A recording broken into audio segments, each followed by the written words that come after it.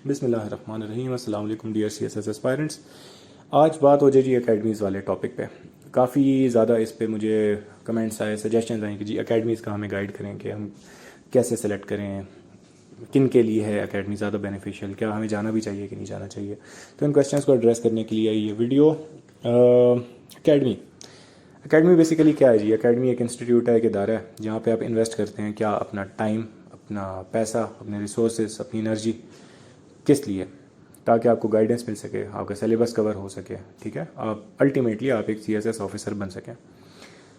Academies आपको फ़ायदा क्या देती हैं? बिल्कुल ऐसा हरगिज़ नहीं है कि आपको कोई फ़ायदा नहीं होता, बिल्कुल होता है आपको। अपने सबसे मेजर चीज़ आपको अपने competition, since it's a competitive exam, तो आपको अपने कंपटीशन का आइडिया होता है कि आपका कंपटीशन है क्या। बड़े आपको ब्रिलियंट माइंड्स वहाँ पे मिलते हैं, आप उनसे सीखते हैं, आप उनकी स्ट्रेंथ्स आप भी पिक करते हैं, ठीक है। आप डिस्कशंस में जब एंटर होते हैं तो आपको उनके बाकियों के व्यू पॉइंट्स मिलते हैं, जिससे आपको आइडिया होता है कि यार अपना आपकी अपनी जो थिंकिंग लेवल है वो इन्हांस होता है।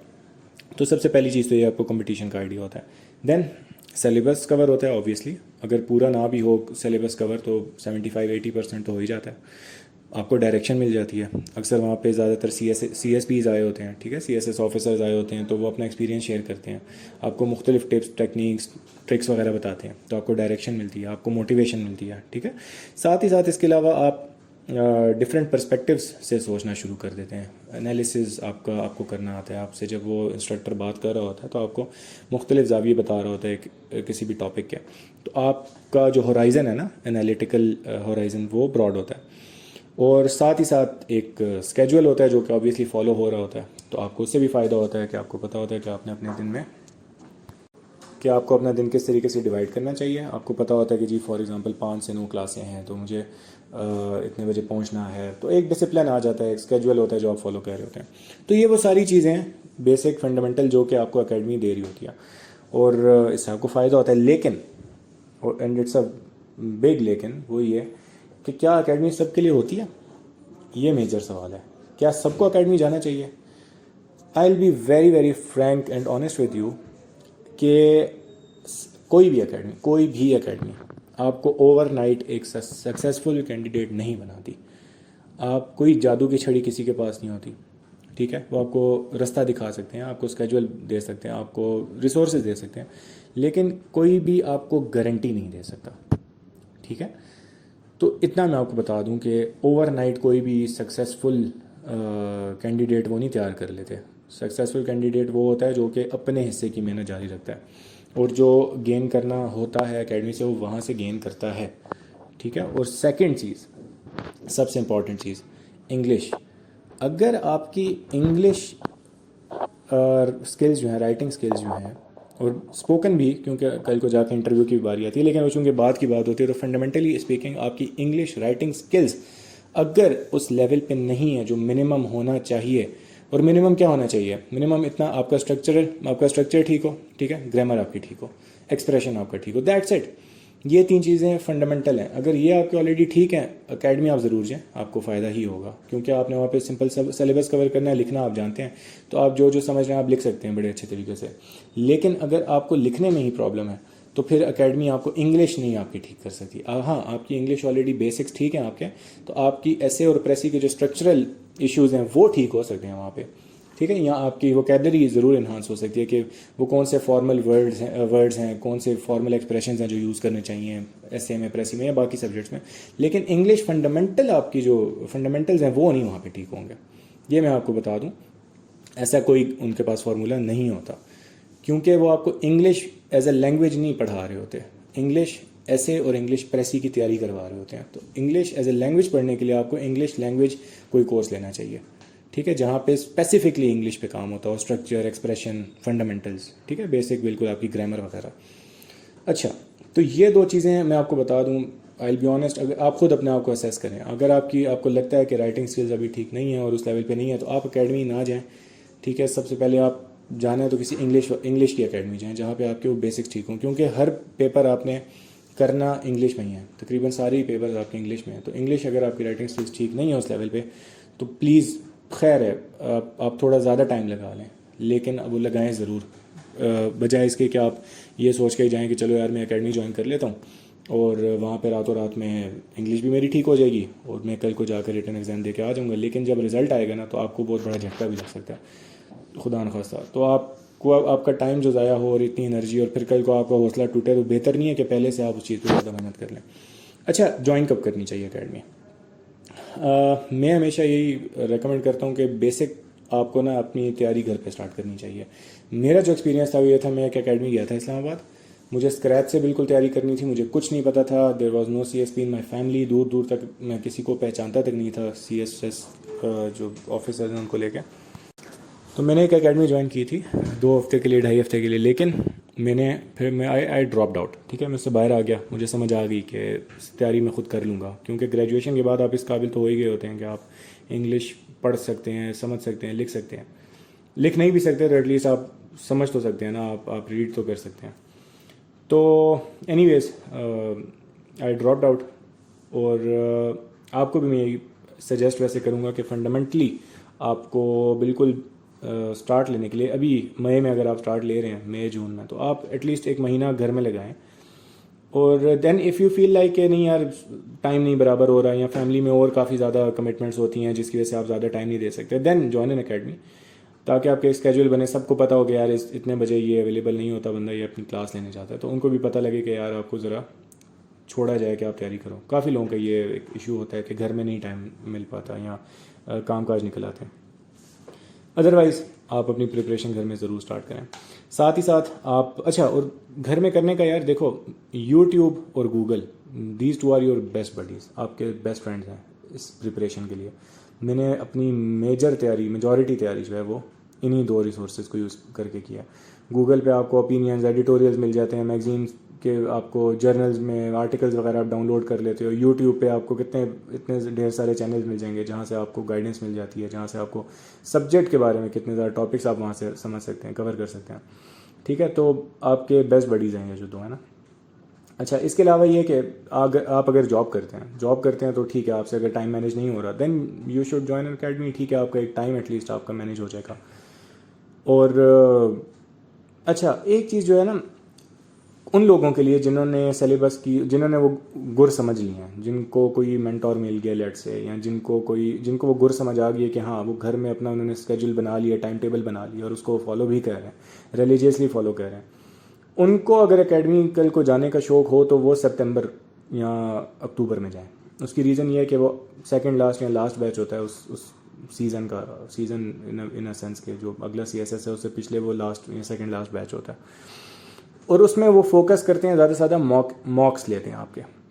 ज़्यादातर एकेडमीज़ मॉक्स पे ज़्यादा फिर वो तवज्जो देती हैं कि आपसे क्वेश्चन सॉल्व कराए जाएँ।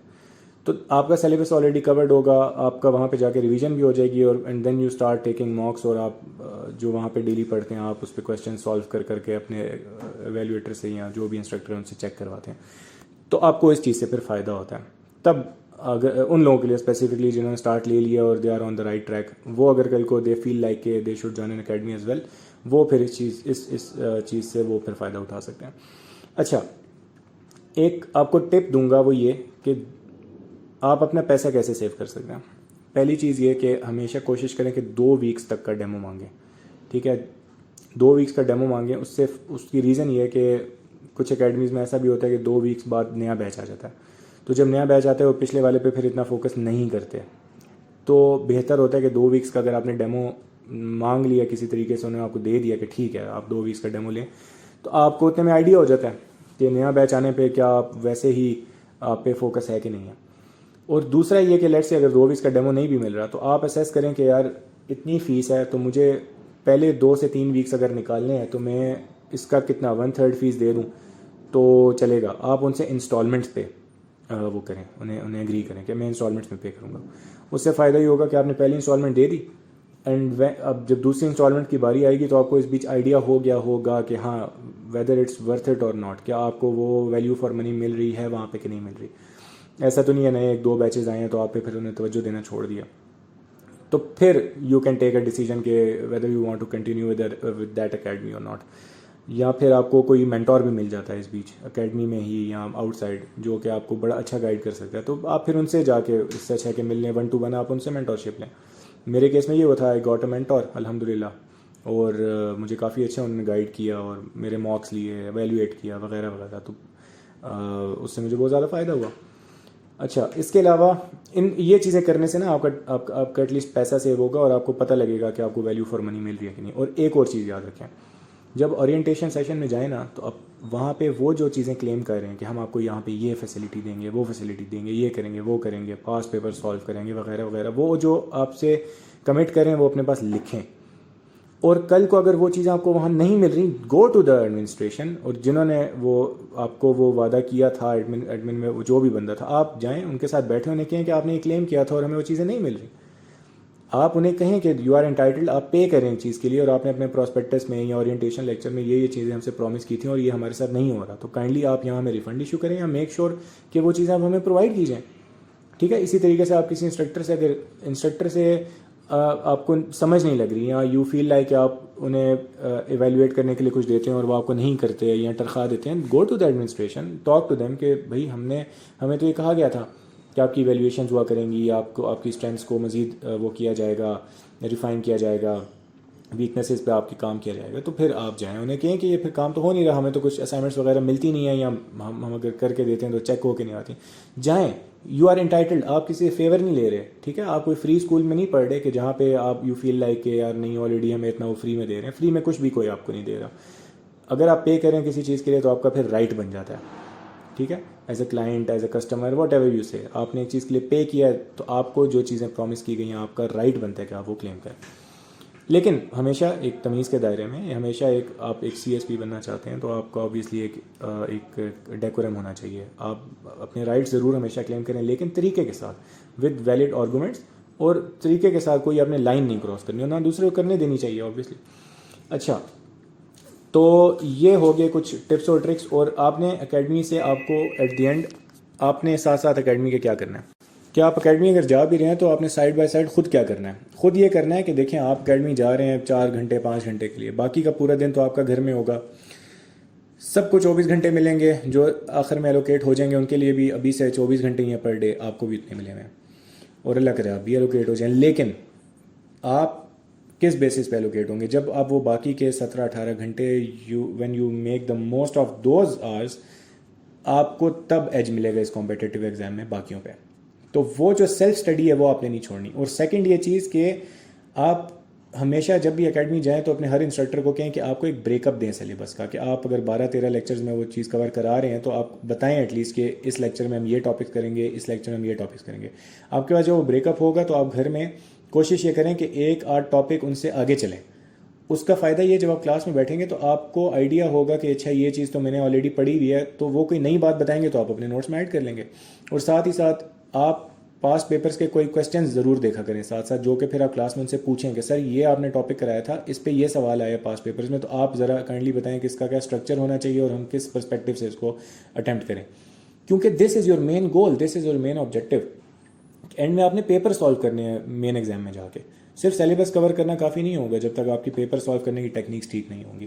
तो ये ज़रूर आप करें, अपने इंस्ट्रक्टर्स के पीछे पढ़ें। You are obviously paying for something, तो आपको वो चीज़ मिलनी चाहिए उधर। ठीक है, you are entitled to that. साथ ही साथ ये कि आप क्वेश्चंस करने से कभी हेजिटेंट ना हो। ठीक है, आप क्वेश्चन ज़रूर करें और उसको समझें। और क्वेश्चन कोई अच्छा या बुरा नहीं होता, क्वेश्चन होता है और वही पूछता है जिसको समझ नहीं आती। एक चीज़ में अटका होता है तो वो ज़रूर पूछें आप। ठीक है, इंस्ट्रक्टर्स का इन शॉर्ट दिमाग खाएं और उनसे वो चीज़ निकालें।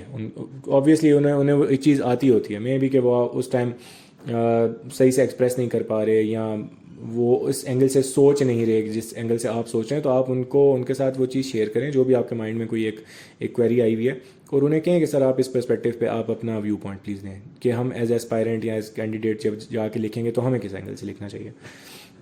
अब लास्ट के जी मुझसे ये भी पूछते हैं काफ़ी सारे एस्पायरेंट्स कि कौन सी एकेडमी ज्वाइन करें। देखें, बहुत नामवर एकेडमीज़ हैं माशाल्लाह, काफ़ी सारी हैं।